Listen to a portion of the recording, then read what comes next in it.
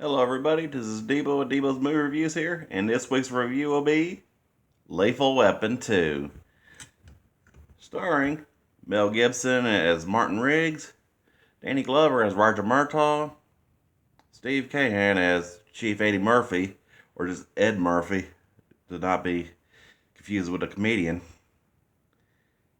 along with Josh Ackland as Arjun Rudd, Patsy Kinst as Rika Vandenhaas, and Joe Pesci Joe Pesci as Leo Getz, as in anything you want, Leo gets. I gotta say, when it comes to sequels, this is definitely one that's better than the original. I mean, to where the first one was an allegory about holiday depression, and and such. This one's just a full-on cop movie whereas where it starts off with a old badass police chase with Riggs and what they thought were European gangsters, but were really bodyguards and security detail the South African consulate and its ambassador, who was Rudd, who Arjun Rudd, that is, who happens to be, let's just say, used his diplomatic immunity to hide behind to run a drug ring and such, and along with illegally smuggling Kruger rounds, which is if you've seen the movie, you know it's currency, and an excellent. I mean, an excellent take, and I'm pretty sure this movie right here has taught a whole generation what it needs to know about diplomatic immunity. I mean, you say when it comes because of how motherfuckers get away with shit. Hell, at least with two, I gotta say is just epic all around. From that chase at the beginning to where it started off with a red BMW getting chased by LAPD cop cars and Riggs and Murtaugh's wife's station wagon.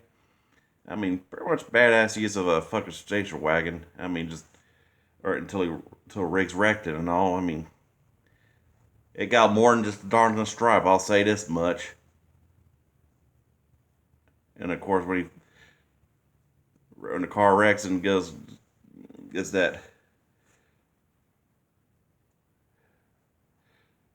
and just has that treasure chest unlocked in the trunk. I mean, talk about encountering a helicopter at the beginning with Riggs and his gun, and of course you got to mention with among side characters, you got to mention old Joe Pesci.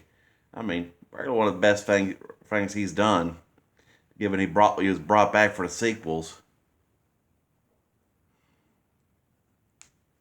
I mean, because this is where he comes to mind in terms of where after the incident and an attempt on Murtaugh's life after the events of the first movie, following that night after watching, after he and Riggs had the watch party just for that Azar's commercial, which turned out to be until Murtaugh lost his marbles, and then woo, and then of course the old gangsters tried to attack his house and all, and then of course running around killing off other cops, and even a lot of funny moments in this one with Chase. Then there that scene where Riggs is trying to escape from the skate jacket, and then the police psychiatrist tries to console him and stuff to where had legitimate claims that to where in the sequels where he was just a pain in her ass. And oh, back to Leo, to where when they meet the encounter and after and then they meet the first assassin and they from out in the pool and all. I mean, whew, talking about some fun, hilariously badass. That was when he after with that hitman and all, and then of course when they go infiltrate one of their houses, still houses and all, and ooh, and then the old chase there with Riggs and Leo, and then well, I mean Bertar and Leo in that car, the station wagon, while or wait, that was the department car. Either way, and woof, man.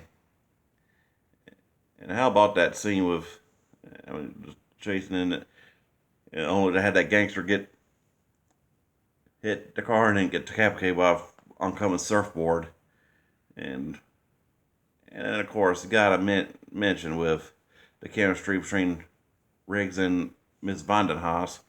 I mean, kind of just that's the only flaw of the movie was where they built up a relationship where Riggs builds up a relationship with her, and only to have run the guy's killer at the beginning, and I was just like, ugh, yeah, that was a total flaw of the movie where he of hooking him up with a bitch is a totally stupid trope in movies where they build up a relationship with a beautiful woman and then they kill her and all, and then I mean, although it did kind of go to the point with old Riggs and finding out that Peter, the Rudd's lead henchman, was the guy who killed Riggs' wife in the first movie, or rigged the car, that is, trying to go after him. But still, it's kind of a flaw that she should have been brought back as a character that should have just left Rene Russo out the window. But yeah, I was just say what I could say about her in when I review 3 and 4. But then had some epic chemistry there and excellent use of soundtrack with was was the Skylanders in the sense I don't have you. Kind of, it comes to think about it, sounds like a bit of foreshadowing right after they get that one attempt when they were going after Riggs's house, and then and her Riggs and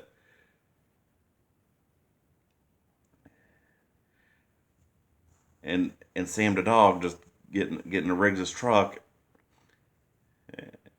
until they until he gets captured at all after after being attacked, and then a few other cops who appeared in the first movie, like the guys played by Dean Norris of Breaking Bad fame and Grandel Bush, who was almost in a lot of '80s. He was in a lot of shit in the '80s. I'll say this much, like License to Kill, Colors, Die Hard.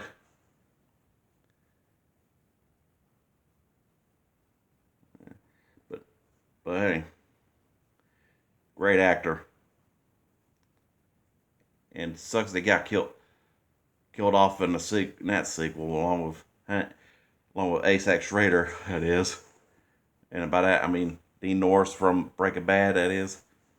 But I gotta give it to a lot of epic moments in Lethal Weapon 2. I mean, the diplomatic immunity thing at the end, when Murtaugh goes, "It's just been revoked," and then the toilet bomb incident, and boom, and of course, and when the child toilet just flies out the window and all, and ooh, and then of course when Riggs hooks that stillhouse to his to his dually pickup and then guns it, pulls it down, and I mean, woof, I mean, Lethal Weapon 2. I'm definitely giving this a 5 out of 5. When it comes to great movies that were better than the sequels, it's one of them.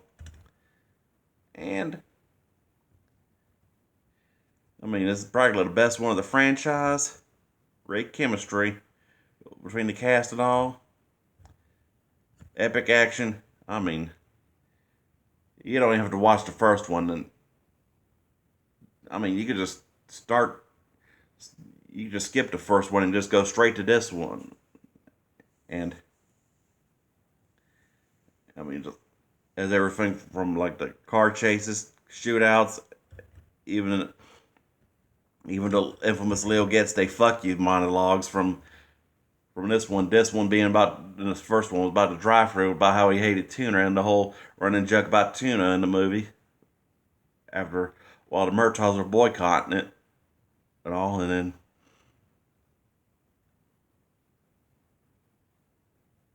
but overall, definitely a masterpiece.